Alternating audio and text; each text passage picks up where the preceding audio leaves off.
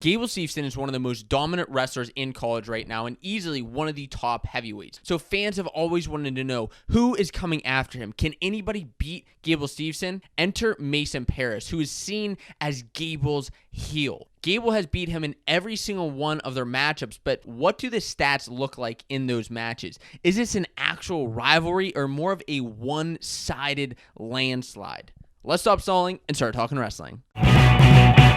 What's going on, wrestling fans? My name's Josiah, and welcome to FANCO'S Wrestling, your source for college wrestling news and discussion. And this battle between Gable Steveson and Mason Parris has been a crazy one over the years. It's entertaining every single time that these two behemoths step onto the mat, dating back to their first matchup in March of 2020 at the Big Ten Championship. So I'm going to explain to you all these stats that are happening on the board, so don't get confused just yet and hang with me. These two have met 4 times in college, and Gable Steveson has got the better of Mason every single time. Now, as far as these two, just quick stats off the top, they're both juniors. Mason has a record of 82-14 at this point in his career, so he actually does have more wins than Gable Steveson does, but he also has more losses. Gable is 74-2. 2 of those losses coming to the same guy, Penn State's Anthony Cassar, and I know that's really what started giving Gable a lot of motivation. Those 2 losses, he didn't want to lose ever again, and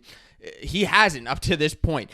At the national championships, these two have both performed well. Gable placing 3rd in that year that he did lose, and then winning it in not the following year because that NCAA was canceled, but the year after that in 2021. Mason, on the other hand, made the round of 12 in 2019 and then made the national finals last year. So these two are, it's just so fun to watch them wrestle. Then in the Big Ten Championships in 2020, Gable won 8-6. And the interesting thing about this is that was the last time that Mason Parris took down Gable Steveson. Time was ticking down on the clock in the 3rd period. Gable had all but secured the win, and Mason Parris scored the takedown.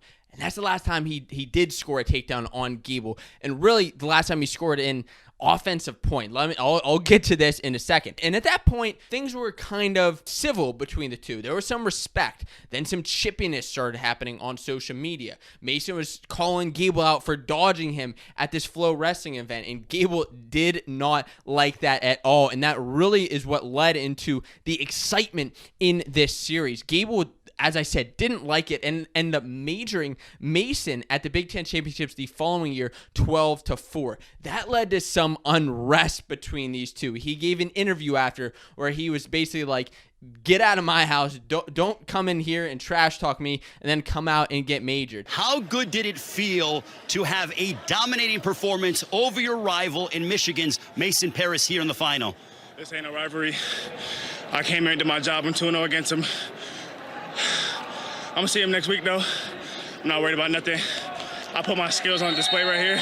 It's gonna happen again. Just myself, I was just a little taken aback by that until I really understood what made Gable tick. And what makes him tick is winning and putting on a show while winning. To be honest with you, Mason and Gable, Mason is Gable's heel. He may not be his rival, as Gable says, but it's definitely his heel and somebody who just adds entertainment to the sport.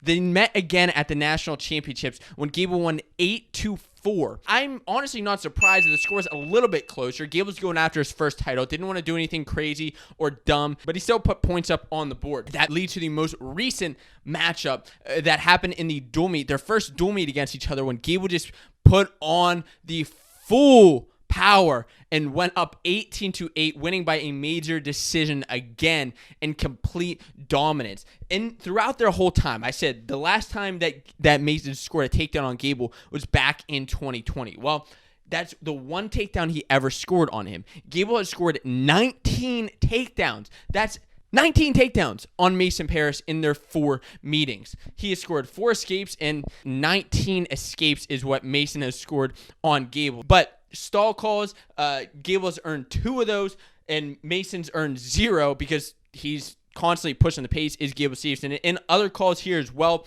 That's just an unnecessary roughness that came in their last match. These two may meet up again at Big Tens or the national championships. But the question I have for you is Gable the most dominant heavyweight of all time?